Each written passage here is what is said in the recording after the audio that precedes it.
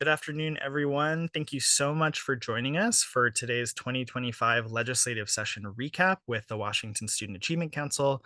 We're going to give just a minute for folks to start filtering in to the webinar, and then we will get going. So again, thanks so much for being here. It's great to see you all.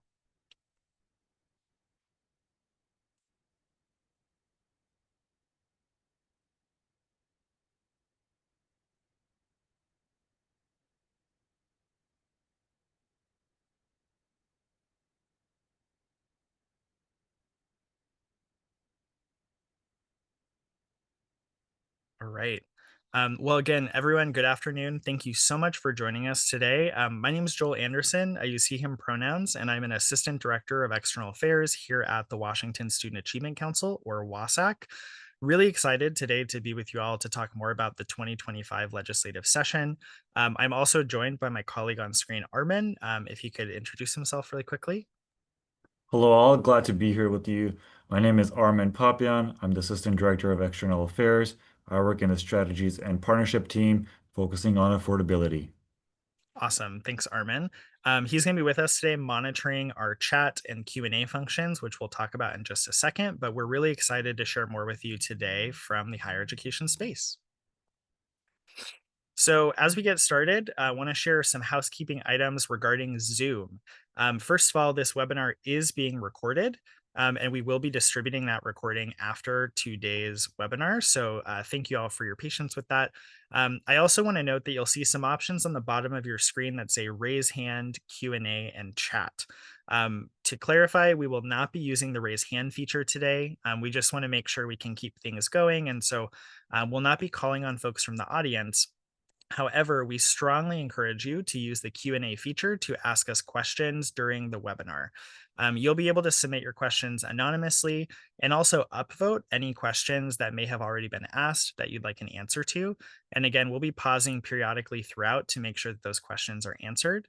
And then lastly, we do encourage you to use the chat while not for questions, for introducing yourself to other attendees. And so, as we get started here, if you'd be willing to just share your name and your organization or why you're interested in higher education in this session in the chat, we would greatly appreciate that. I'm really excited to share today that you see a lot of your friends in the attendee list, but we had over 400 people sign up from across the country. That includes congressional offices, state legislative offices, federal, state, local partners, and others. And so, whether you're here with us live or you signed up to get the recording in a couple weeks or a month, even, we are so excited that you're here to join us. And with that being said, we will jump into our agenda. So, looking at today's webinar, we're going to be sharing a little bit background information about WASAC for those who may not be familiar with our work before getting into the 2025 legislative session. That will include an overview of both the 25-27 operating budget for WASAC and our post-secondary partners, as well as relevant legislation that passed in our sector. And then we'll be finishing our discussion today with a panel with Isela Bonilla from the Washington Student Association and Bill Line from United Faculty of Washington. They're currently off screen right now, but they'll be joining us a little bit later in the hour to share some comments and introduce themselves and just provide some on the ground perspective for what we faced this session. So again, thanks so much for joining us and for those who have just filed into the room. With that being said, we'll move ahead and share a little bit more about the Student Achievement Council. So, for those who do not know who WASAC is or what WASAC is, the best way to say it is that we are a cabinet level state agency working to increase educational attainment in Washington state. And we engage in that work in a couple different ways. The first is by leading strategic planning around educational transitions. So, this might be for high school students entering college or apprenticeships, or it may be for adult learners who are heading to post secondary education for the first time after graduating high school years earlier. We also administer state financial aid programs like the Washington College Grant or WA Grant, and college savings plans like Guaranteed Education Tuition, also known as GET. And then lastly, we broadly advocate the benefits of post secondary education. So, whether you're seeking a credential for economic, social, civic, or other benefits, we are here for you and want to provide a voice to those benefits and the importance of higher education. In addition to that work at our agency, WASAC is overseen by an appointed council of 10 members who you'll see on the screen in front of you. Four of these members represent Washington's major education sectors. So on your screen, you'll see Chris Bailey from our public, community, and technical college system, Ruben Flores from the Council of Presidents, which represents our public four-year institutions, Dr. Terry Standish-Kuan representing our private, not-for-profit four-year institutions, and then Superintendent Chris Reichdahl representing OSPI and the K-12 sector. We also have six members of our council who are appointed by the governor's office, including two students, one graduate student and one undergraduate student. And I will share that we are very proud to have two members of our council representing the student perspective who do have full membership and voting privileges on things such as our budget requests and other issues that come before the council throughout the year. If you'd like more information on our council or background about WASAC, it's available at wsac.wa.gov. And again, we'll be sure to share that out in our follow up materials. Now, you may be asking again, who is WASAC and why do we do this work? And our main driving force is on the slide in front of you. More than anything, WASAC strives to increase educational attainment in Washington state so that we can meet our post secondary attainment goal, which is that 70% of adults between the ages of 25 and 44 earn a credential after high school, regardless of their racial or ethnic community or geographic region across our state. As of 2023, we estimate that about 62% of this population has a credential beyond high school. And so our work every day is focused on achieving this goal.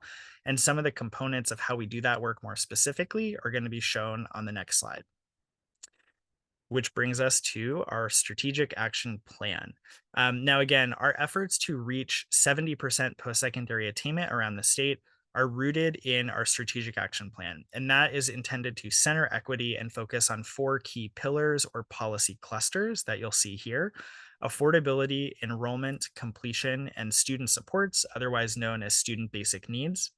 And by working in these areas, we believe that building an affordable and supportive educational environment will ultimately enable more Washingtonians to enroll in a post secondary program and complete a degree or credential. I do want to note here, and we'll share more at the end of our presentation, that our strategy and partnerships team is very diligent about following policy developments in these fields. And we welcome your collaboration, of course, now more than ever, to continue that work. For example, my colleague Armin, who's with us today, leads our affordability cluster, and we have folks designated to work on each of these policy areas. So if you have any questions or comments or ideas for engagement with WASAC on these issues, we'll talk a little bit more at the very end of today's webinar about how to stay in touch and reach out to us about developing budget and policy ideas or other ideas that you'd like to share with our team. Now, the last information that we wanted to cover with you all before diving into the 2025 legislative session is where we are in this scope of WASAC's annual policy development and stakeholder engagement cycle. Most importantly, we want to share that we believe both of these responsibilities are critical and continuous for us throughout the year. We are really grateful for our strategy and partnerships team again, who helps facilitate policy conversations throughout the year and make sure that our policy and budget requests every legislative session accurately reflect the needs and perspectives of not just our external stakeholders, but all of our partners in post secondary education. To build on this work, you'll see on the screen in front of you kind of an outline of what the next year and change will look like for our agency. So, in the month of May, of course, we're now hosting this webinar to debrief the 2025 legislative session.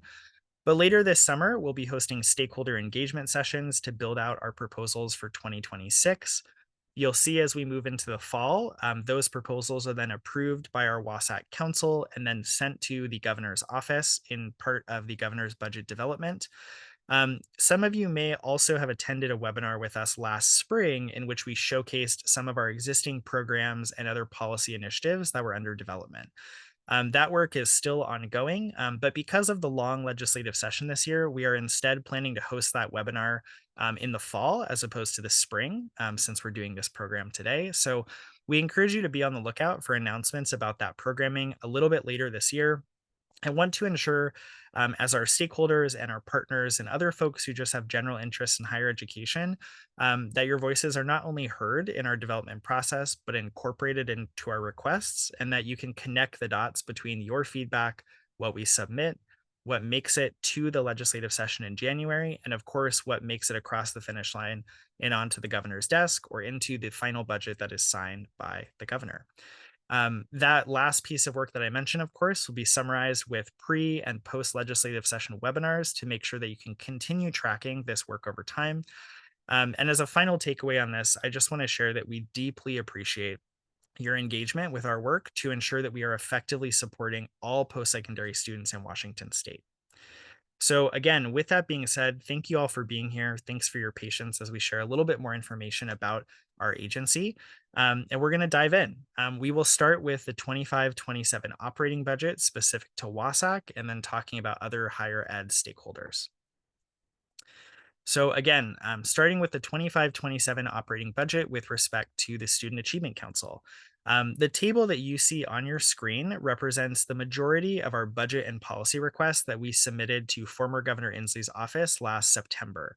And as a reminder, as a cabinet level agency, WASAC is only allowed to advocate or lobby for requests that are approved by the governor's office or otherwise funded in the governor's proposed budget. So, to start off with legislation, WASAC requested three bills that had, some money tied to them or different topics tied to them that you'll see at the top of your screen above the black bar. And of those three bills that were requested, one bill was ultimately approved by former Governor Inslee's office and then passed by the legislature and incorporated into their final budget. This bill 1540, which you'll see at the top here, enables Northwest Indian College, or NWIC, to participate in our Supporting Students Experiencing Homelessness program, which allows funding to go to institutions to support students facing basic needs insecurity. So, because of this legislation, starting next academic year, Northwest Indian College will be able to receive more than $100,000 a year to support students on their campus, again, experiencing housing insecurity or facing other forms of basic needs insecurity. We also submitted two other bills, one of which did not make it into the governor's budget, but was introduced as a standalone non WASAC piece of legislation, and that was Senate Bill 5275. That bill would have made a program called Passport to Careers, which serves former unaccompanied homeless or foster youth an entitlement program and fully funded their scholarship awards that they receive in addition to other financial aid through state and federal sources. Unfortunately, that bill it did move out of its original committee, but did not go forward in the legislative session, and ultimately was not funded in the final budget passed by the legislature. I also wanted to note that we submitted a request this year regarding the Washington College grant. Some of our closer partners here may know that there was a lot of question around how the award levels and income cutoffs for our state financial aid programs would fare during this legislative session. And I will share that we'll talk a little bit more at the end of this presentation, specifically about the Washington College grant. But I did want to note that WASAC originally proposed making 65% of our state's median family income the permanent threshold to receive up to full public tuition fees through the Washington College grant. While we did not quite get there this year, we did see some progress on that front with respect to the income levels. And again, we'll share a little bit more about that in the future.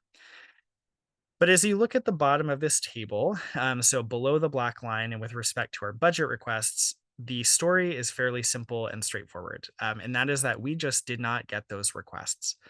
You'll see below, we requested funding for things like expanding programs in career connected learning through Career Connect Washington. We also asked for funding to expand the Regional Challenge Grant Program, otherwise known as partnerships to increase post secondary attainment across our state, and a variety of other resources to expand tools like OtterBot, doing financial aid outreach, helping students earn academic credit for prior learning and other projects. While these requests were ultimately not funded this session, we do remain, of course, hopeful to continue working on these in the future with your support and collaboration as we develop requests for future legislative sessions. I also want to note that this table is reflective of what we talked about in January before the legislative session started. We mentioned specifically that Washington was facing a significant budget shortfall, approximately $16 billion, and yes, billion with a B, unfortunately, over the next 4 years. Unfortunately, this had a deep impact on WASAC as well as all of our partners in higher education, both in the public sector, the private sector, and the nonprofit sector. And so those cuts have impacted financial aid. They've impacted other sources of funding that support our institutions. And as we move ahead to our next slide, we'll look at a summary of these cuts as well as who they will be affecting specifically.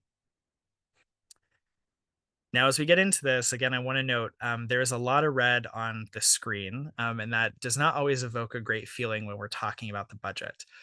We will share some more about new appropriations for programs that we are excited to see.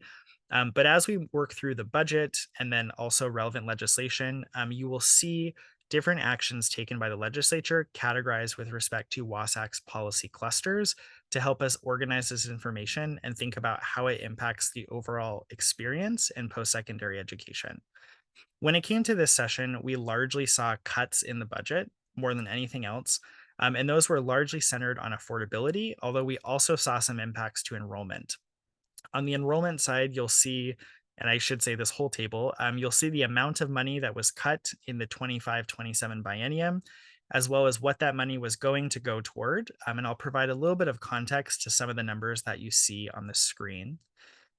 With respect to enrollment, again, we saw a decrease in funding for financial aid outreach through the community college system. This had to do with partnerships with community based organizations around the state.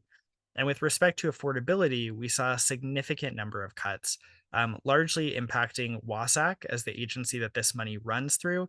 But I do want to clarify that the ultimate impact of these cuts is on students at our institutions across the state. So, to name a couple of these, we were in the process of developing a state based student loan program for graduate students entering high demand fields. Unfortunately, that money was transferred to other accounts that the state has. And right now, we do not anticipate that program moving forward. We also saw a little over $55 million in bridge grants, which were stipends going to students receiving full tuition and fee awards through the Washington College Grant. That will no longer be continuing as of the 25-26 academic year. And as you go down the list, you continue to see further reductions with respect to the Washington College Grant, the College Bound Scholarship, and other resources that our state has for providing assistance to students potentially looking for financial aid or looking for things like loan repayment assistance. But when you look at the right side of your screen, you see that these cuts extended beyond programs that WASAC administers or programs that directly fund things like students' tuition and fees. We saw significant cuts, unfortunately, to career connected learning through Career Connect Washington. And that doesn't impact just WASAC, but it also impacts our community college sector, the Employment Security Department, and of course, our K 12 sector as well. For WASAC specifically, we did see the elimination of funding for the Regional Challenge Grant Program, which again incentivizes and supports partnerships across our state to increase post secondary attainment. And then across the board, I think notably, we saw a funding reduction at all of our public institutions. The numbers you see on this table represent a 1.5% cut across the board to our institutions. And so, a little over $15 million at the University of Washington going on down the list. I also want to note that the Evergreen State College, abbreviated as TESC on your screen, their cut includes not just a 1.5% cut to operating expenses, but also a larger cut to bring their operating support down to the level of our other regional institutions, which include Eastern, Western, and Central Washington universities. So those cuts have been, significant. They are already being felt by our partners across the state. And we'll share a little bit more about this during our panel discussion, but one of our panelists, Bill Lyon, will be able to speak to the impacts of things like faculty compensation and other higher education funding decisions and what institutions are facing as a result of these cuts. Um, with that being said, we are going to transition to our next slide and then pause for questions about the budget before we talk a little bit more about legislation with folks. And again, I want to say thank you to my colleague Armin for monitoring the chat and making sure, the Q&A feature and making sure that our questions are ready to go for this portion of the presentation. With that being said, in addition to cuts, we did see some new appropriations that were made. And again, you'll see these categorized by our policy clusters here at WASAC. I will also note that the magnitude of these appropriations is much smaller than what we saw cut in the higher education sector. but we think it's really important to celebrate things that we did see in the budget and investments that we're excited to see moving forward. One of those was continued funding for college and high school. Some folks here may remember a couple of years ago that we saw increases in the amount of money that was provided to allow students to cover college and high school fees and earn credit toward a degree while they're still in high school. That money was spread across a number of our public four-year institutions as well as our community college system. We also saw some additional money invested in financial aid outreach, so allowing educational service districts in our state with low rates of FAFSA completion to have more support in helping students file for financial aid and access the benefits that they're entitled to. In the affordability space, while we saw many cuts, of course, as you saw in the last slide, we also saw a couple of investments to continue promising pilot programs around the state. One of those being the Native American Student Scholarship Pilot at Washington State University. As someone who's engaged with a couple of students from WSU, there has been a lot of positive feedback about this investment, and I know folks are very excited to see this continue. And we also saw a little under $1 million allocated to the Evergreen State College to continue the Shelton Promise pilot, which allows local students from Shelton School District to help cover uncovered expenses and attend the Evergreen State College cost free. Aside from that, again, we saw some smaller investments in other clusters as well, namely completion and student supports. And those were for programs like the Allen School Scholars Program at UW, which supports first generation and low income students, as well as investments at the Evergreen State College to address things like accessibility accommodations. And so, as we continue thinking about the budget as a whole and understanding these cuts, as well as these new appropriations, we wanted to recognize these for folks so that you could see kind of a bigger piece of the picture. And with that being said, would love to pause for a moment. And Armin, if you'd be willing to share more, do we have any questions in the Q&A function to answer at the moment?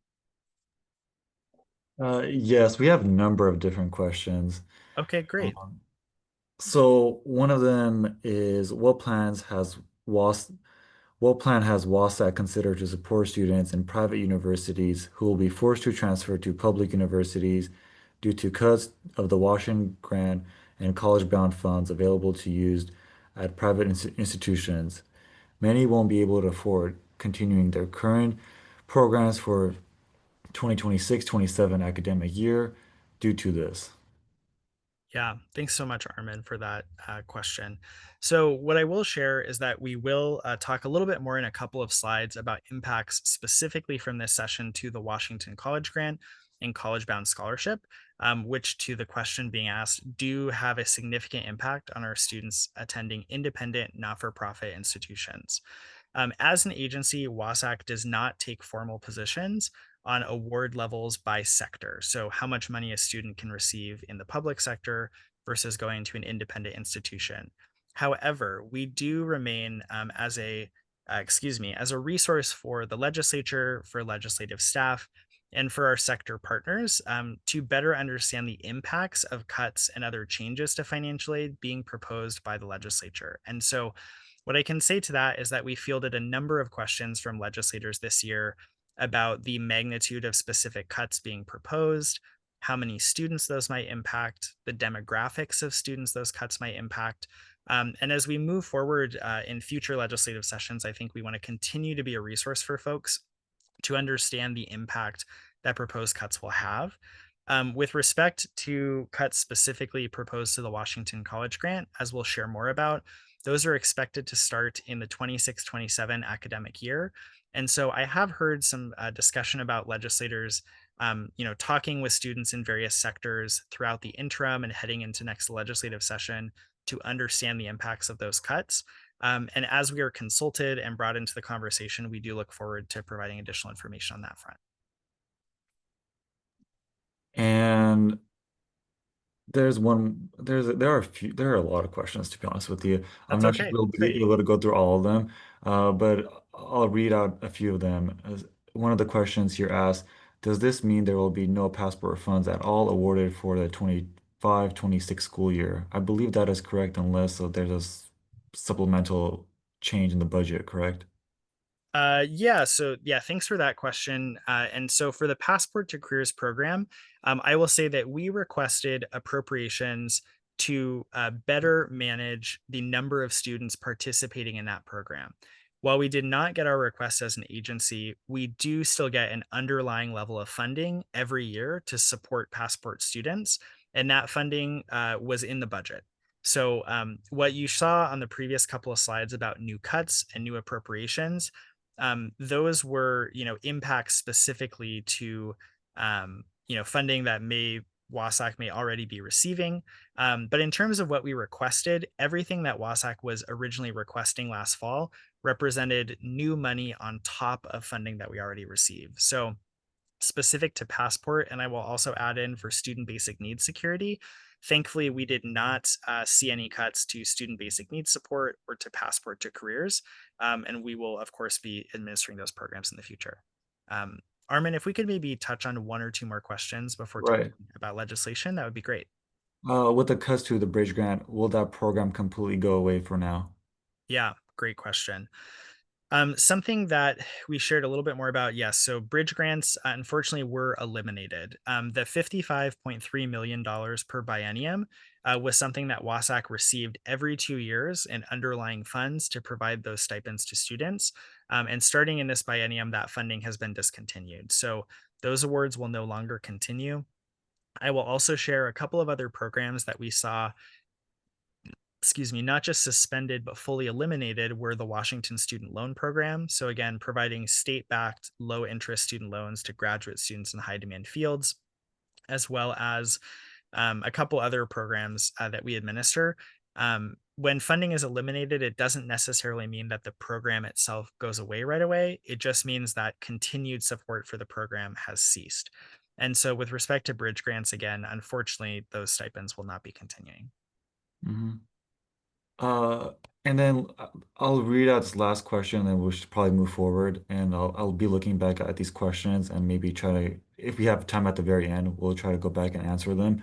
Sure. But it says, will the slide deck be sent to attendees today? Yes, that is a great point. So to clarify how we'll be distributing materials after or after this webinar today, we will be sharing a recording of this webinar, a copy of our slide deck, and a copy of a legislative summary that WASAC put together in recent weeks. I don't think that it'll be sent today, but I hope to have it sent either by the end of this week or very early next week to be able to share with peers and colleagues and other folks who may be interested in this information. So the information is coming soon. It is already fully prepared. We will just be juggling some other communications projects, but we'll be sending that out soon. So thanks, Armin, for covering some of those questions. I think we'll move ahead to legislation and then get onto our panel with a little bit more Q&A. But thanks so much for monitoring that. And again, please feel free to continue feeding your questions. For anyone that we don't have a chance to answer today, we will be saving records of our Q&A and our chat from this webinar, and to the extent feasible, doing our best to follow up with folks who have asked questions. So again, thank you for your engagement. We really appreciate it. Okay, so before talking a little bit more about the Washington College Grant and college bound scholarships, we did want to note that legislation passed in the higher education space across a couple different cluster areas. Again, you see some common themes with respect to enrollment and affordability, but also in sort of this other sphere to support students. So, in addition to things like improving access to dual credit programs, we also saw some small, but I think tangible and important impacts in the affordability space. Students earning GEDs while they're still of high school age at our CTCs are now eligible to have their tuition and fees waived for those courses.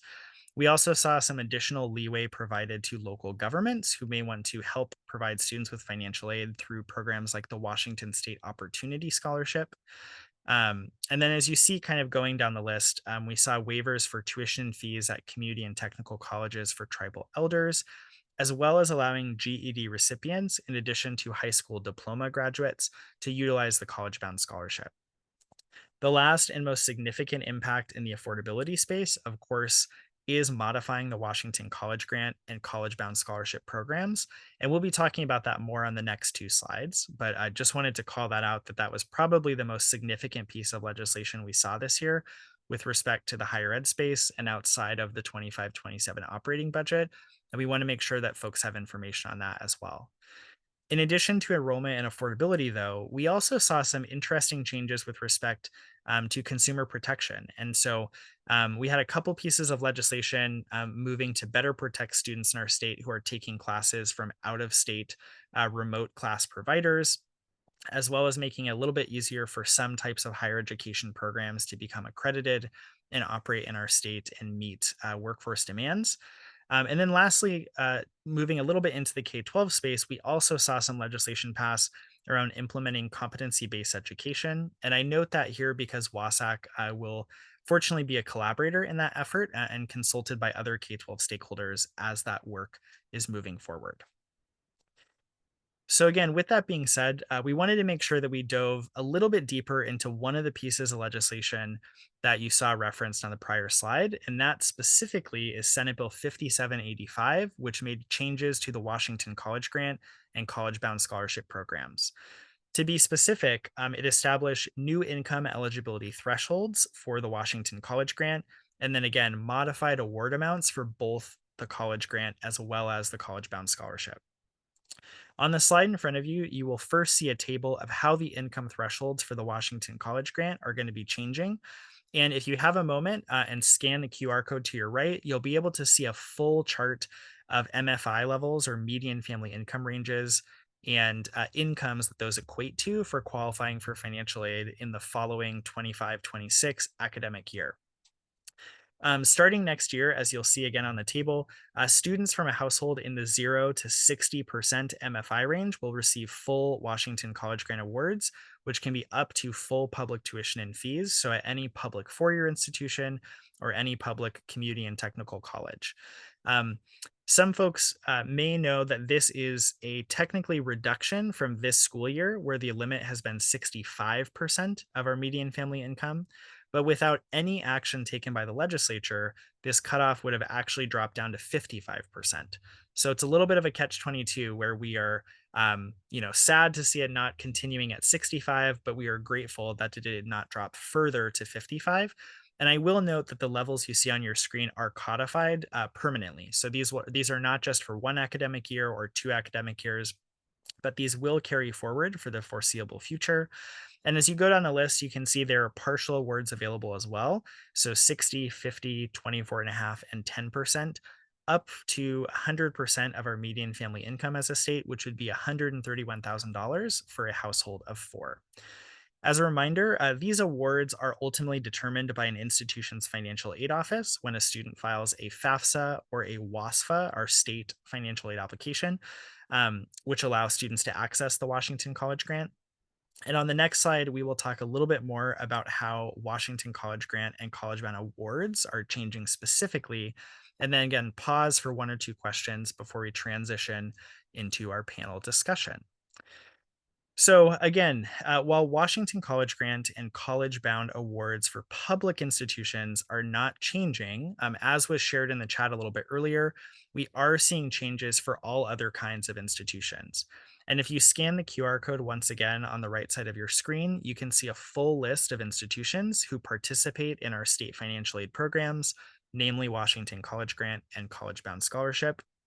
But we'll work through this chart and then stop for a couple of questions to kind of see how these changes are taking place.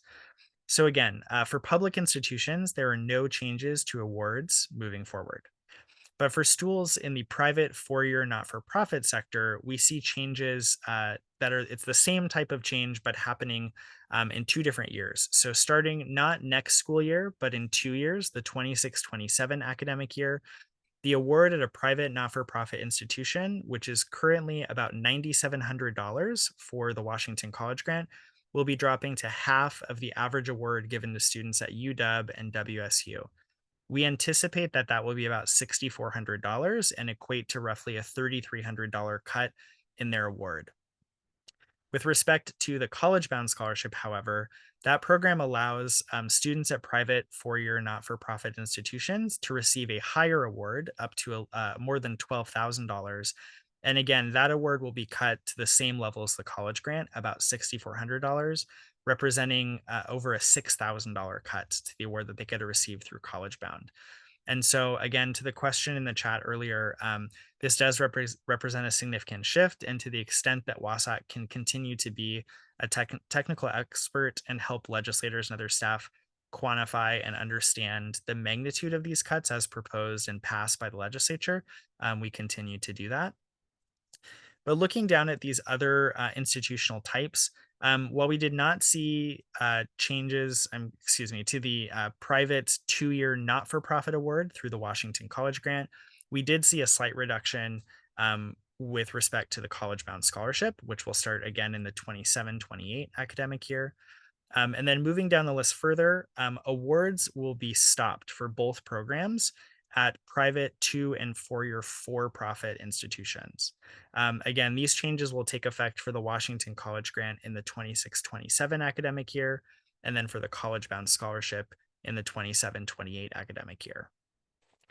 To finish this chart off, we also saw reductions in the awards for Western Governors University of Washington, or WGU Washington, for both programs, as well as reductions for Washington College Grant for Apprenticeship. Those awards are currently equivalent to community and technical college awards, about $4,700 a year, and those will be reduced by half to a little under $2,400. And so, again, regardless of sector outside of the public sphere, we are expecting these reductions to take place, although they do not take place until at least 26-27 for the college grant. And so I will share the caveat that next legislative session, further action could be changed or taken to modify these changes, delay them further, implement them immediately, different types of iterations on that. So again, with that being said, I recognize that this bill contains a ton of information. And I imagine we have some additional questions about how individual sectors are impacted or individual programs. And so, Armin, would you be able to share just 1 or 2 questions from the Q&A list? Yes.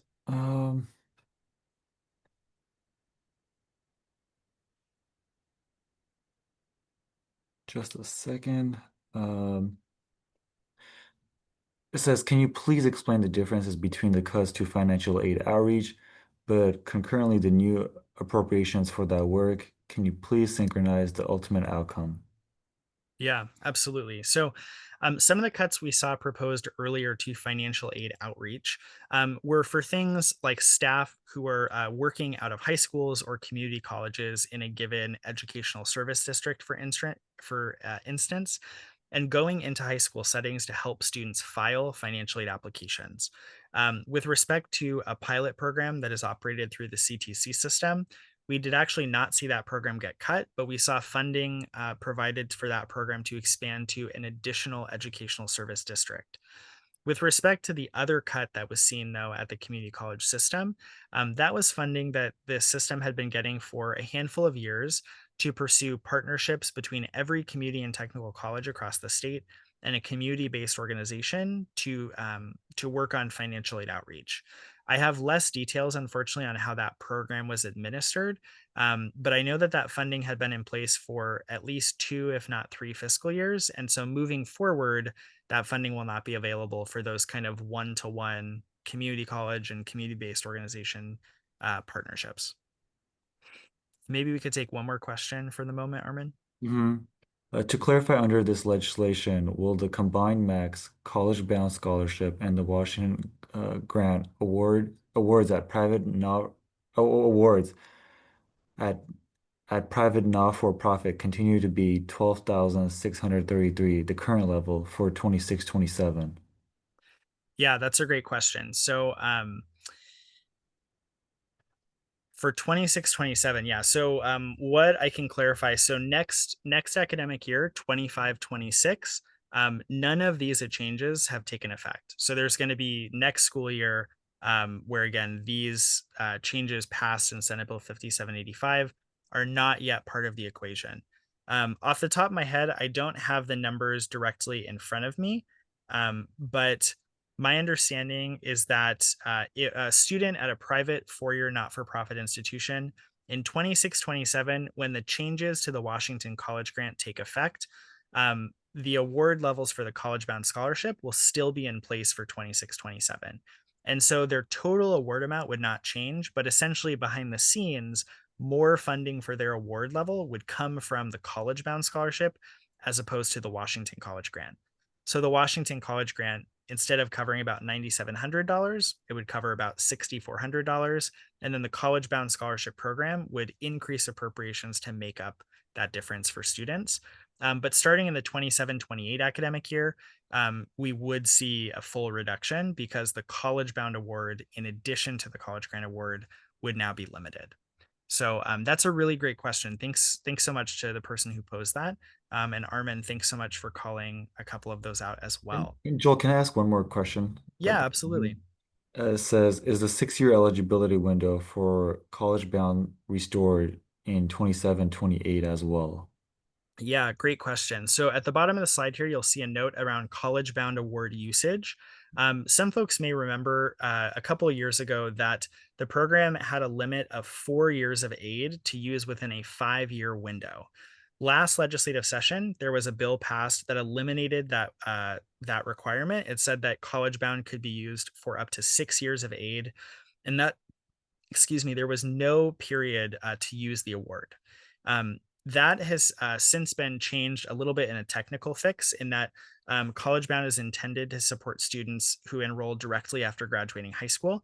And so we are still working right now as an agency on implementation rules for this part of the legislation. But my understanding for the time being is that students will have 6 years from the time they first enroll and utilize College Bound to use their award. However, if a student starts college and triggers that clock and then, say, leaves higher education and come back years later, as long as they are still income eligible, they may not get the full College Bound award if they exceed that period, but they will still be getting Washington College grant, again, as long as they're income eligible. So again, Armin, thanks for that question. Um, with that being said, we're going to pause again and go to the next slide as we're kind of looking at the clock here. And I am so excited to kick off a panel discussion with two very esteemed guests of ours. Bill and Isela, please feel free to turn on your screens, but briefly, I will just share. Isela Bonilla is the VP of Legislative Affairs for the Washington Student Association and also comes from WSU Vancouver's student government. So Isela, thank you for being here. And then Bill Line is currently president of the United Faculty of Washington. He is also a professor at Western Washington University, and we are so excited to have them both here. So with that being said, I will stop sharing my screen and say, Bill and Isela, again, welcome to the webinar, the podcast, whatever you'd like to call it. We're super grateful to have you here. And Bill, if we could start off with you, could you just share a little bit more about your organization and your top 1 or 2 priorities from this legislative session? Sure. I'm the president of the United Faculty of Washington State. That's the umbrella organization for the faculty unions at Eastern Washington University, Western Washington University, Central Washington University, and the Evergreen State College. I'm also one of the co-directors of the College Promise Coalition, which is a coalition of higher education advocates across the state. Our priorities, quickly devolved in this session to trying to turn catastrophic damage into just something really, really bad. We were very focused on maintaining, keeping the college grant as intact as possible. Without that kind of access, students don't get anything. And also trying to protect the institutional funding, which has been behind for a long time. The two things that students need are classes to go to and money to pay for them. So those are the things we were focused on. Awesome. Thanks, Bill. And Isela, I apologize. I had mentioned I would call on you first, so I apologize for the switch up. But could you also share a little bit more about your organization and what your key issues were heading into this session? Yeah, so I'm the vice president of the Washington Student Association for Legislative Affairs. So me along 12 other student lobbyists were up here at this session, a part of the Washington Student Association, to focus on our legislative agenda. Our number one priority has always been the Washington College Grant. We came in the session beforehand with an understanding that these things, could happen and could evolve into something more. We wanted 70% of median family income.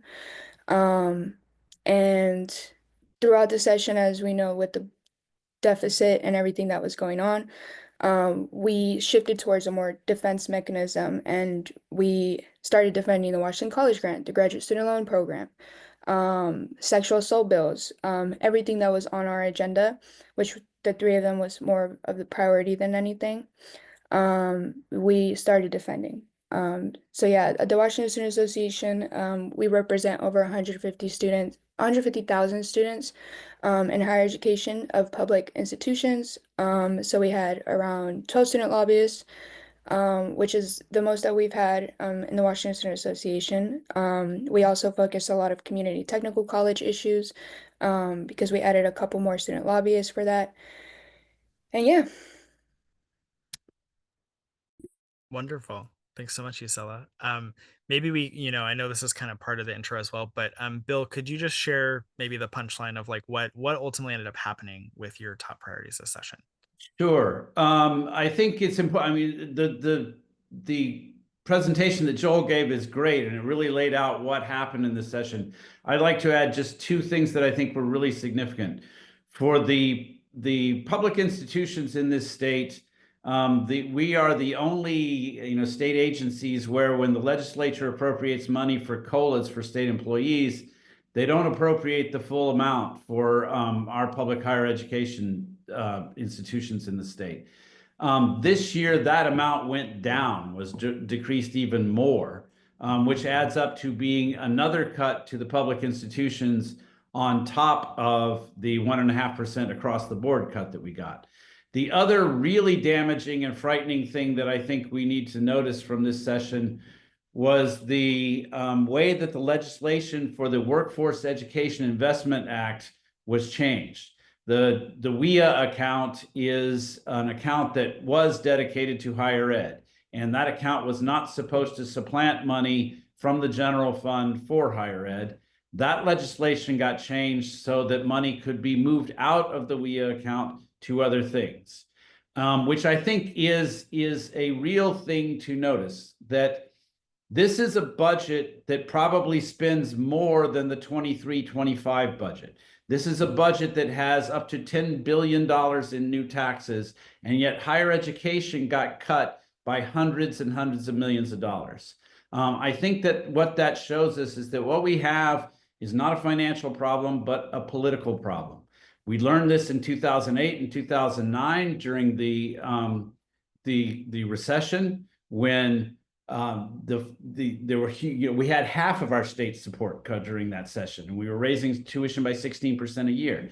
This year, again, whenever the times get tough in the state, higher ed is one of the first things that we come for. I think it's important to recognize that between the Washington Student Association, the College Promise Coalition, and everybody else who is involved in advocating for higher ed in this state, we were more organized, more coherent, more forceful than I have ever seen us be. But that is very much an Olympia inside the Beltway kind of project. And the only thing we were able to accomplish is taking what could have been catastrophic cuts and turning them into something that just was really, really bad. So I think that we need to recognize that higher ed, before we're ever going to reverse this trend of higher education being the ATM for the state when times get tough, we need to make higher education a voting issue for people who vote for legislators. There are maybe 6 legislators in this state who know about and care about higher education budgets.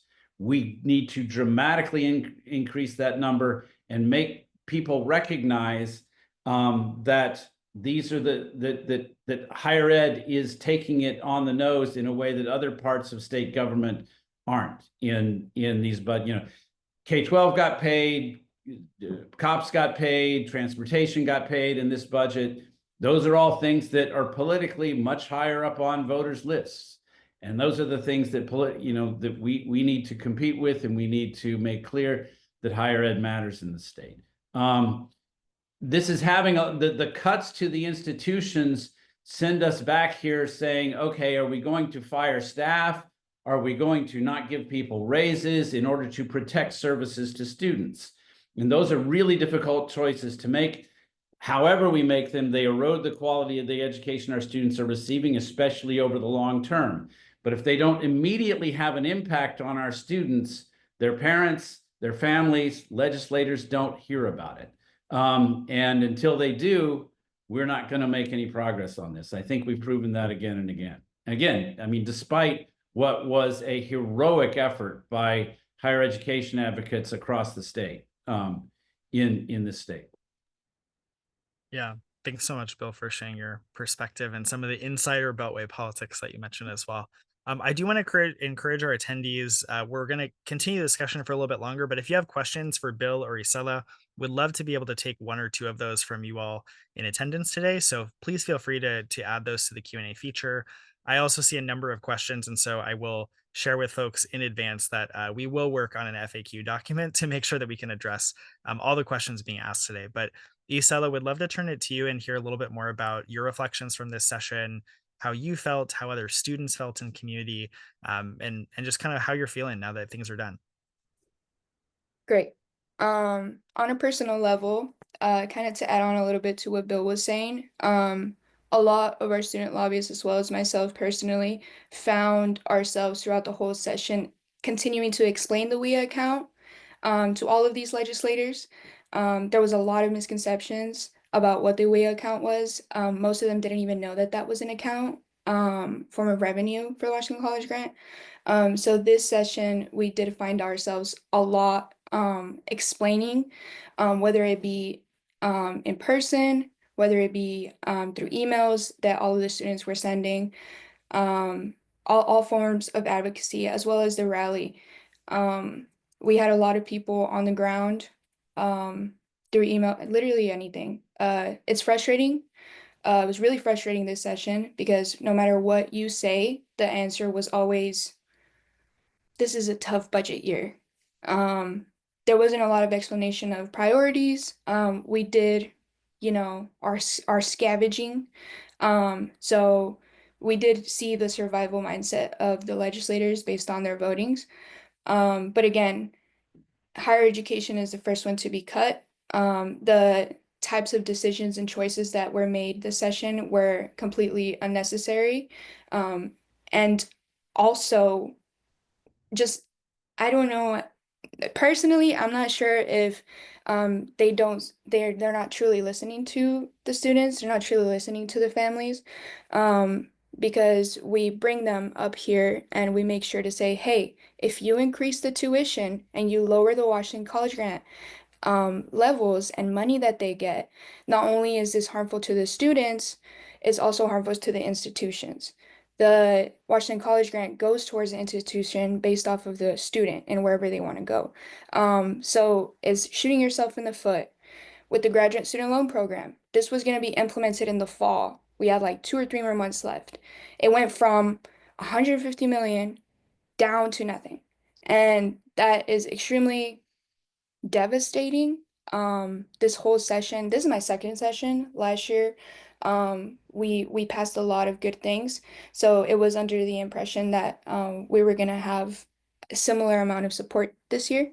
But it was different. And we still did really good things. And that's also what I want to explain because a lot of our student lobbyists did manage to keep the median family income to 60% instead of 55, which was in the original statute, right?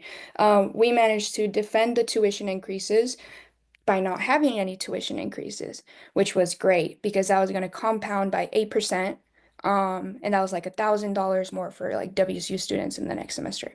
So all of these catastrophic things, we did manage, like Bill said, to turn it down to just like a bad thing. We're not sure how the next session is gonna go, but we have a bit more preparation, understanding that this is kind of like the mindset and moving forward more strategically. They need to hear a lot more, need to be more educated up at the legislature of what higher education is and what it actually does and what it has. So that's more of a little bit on that. But I do want to say that I really do appreciate all of the efforts that the student lobbyists did at the Washington Student Association. There was a lot of times where we could have really just like dropped the microphones and just walked away. because of how shitty everybody was talking about higher education. But we didn't, and we managed to do all these things in the process. So. Yeah, thanks, Isela, for sharing your perspective. I just recognizing we have just a couple minutes left. Isela, if I could ask you a quick follow-up. You mentioned that this is your second legislative session, and obviously the environment in which you're operating was a lot different, right? So last year there were lots of bills, there was perhaps more money on the table, right? And then this year it was like the budget's so tight, there's no money, there's no time. And as a former WSA alumni myself, love the organization. I know that for students who may be coming into Olympia for the first time, the liaison experience is a huge learning opportunity to try to navigate Olympia, to try to learn more about the legislative process and the budget.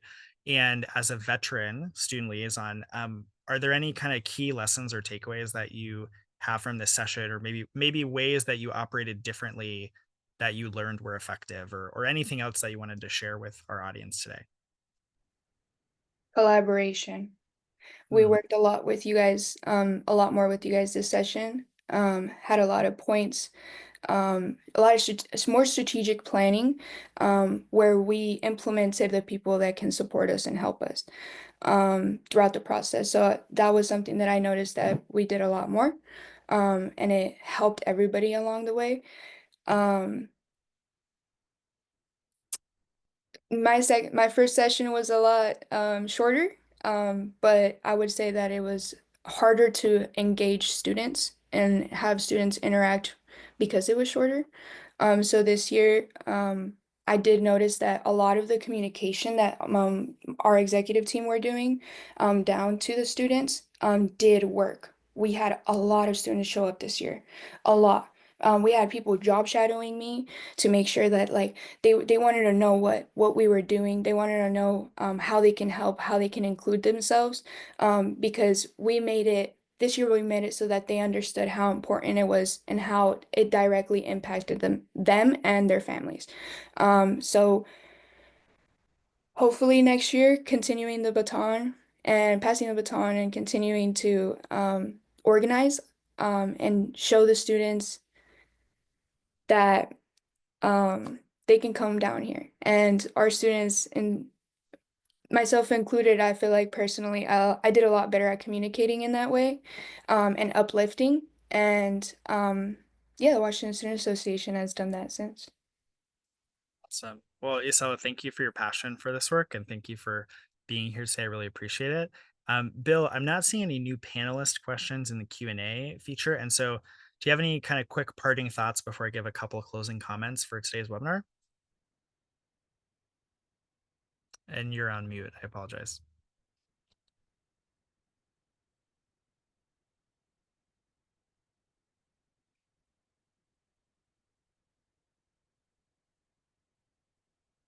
Sorry, you're still on mute. Can you hear me now? Yes, perfect. Okay. Yeah, no, I would just recognize, look, I was at a fundraiser for the governor this weekend, and I brought up all these questions to him, and his response was to say it's probably going to get worse. The next year's budget is probably not going to get any better. We're going to see a new revenue forecast in June. When the tariff winds start blowing through the state, that's going to have a big impact. We could be right back here next year looking at much deeper cuts, higher tuition increases, things like that. And I think we need to recognize that over the long term, that's going to have a devastating effect on Washington's economy. There's going to be 600,000 new jobs in this state in the next 10 years. Over half of those are going to require a BA degree or better. If we keep doing what we're doing with higher ed, we're guaranteeing that those jobs will go to people who are being raised in other states right now. Got it. Thanks so much, Bill. Again, yeah, first, I just want to say to Bill and Isela, thank you so much again for sharing your insight and your expertise and your perspective with our audience today. I am so appreciative and grateful for your perspectives on this work, which is very taxing and sometimes rewarding, but sometimes really hard. So again, thank you both for being here. And to all of our attendees who are still with us at the end of the hour, I want to say a huge thanks for your engagement today and your questions. We will be working on some follow-up materials, including FAQs. So if your question wasn't answered today, please do not fret. I promise we're going to do our best to get to it. I am sharing a quick message in the chat just now with my email as well as Armin's email. And so we encourage you to copy and take that information down. We make up WASAC's external affairs team, which works on higher education legislation. We work to summarize and capture budget and legislative developments, cultivate relationships with all of our stakeholders at levels of government, in the nonprofit, in the private, and other sectors. And lastly, we do also staff a board, which conducts oversight of the workforce education investment account that Bill mentioned earlier. For anyone here who's very interested in higher education finance or funding models or anything like that, that is an incredible space to dive into, and we'd love to have your engagement there as well. So with that being said, we are going to sign off for today. I just want to again say a thank you to everyone who signed up and who will be watching this recording now or in the future. Really appreciate your partnership and so excited for the year ahead as we develop ideas for 2026. So thank you, everyone. Great to see you all.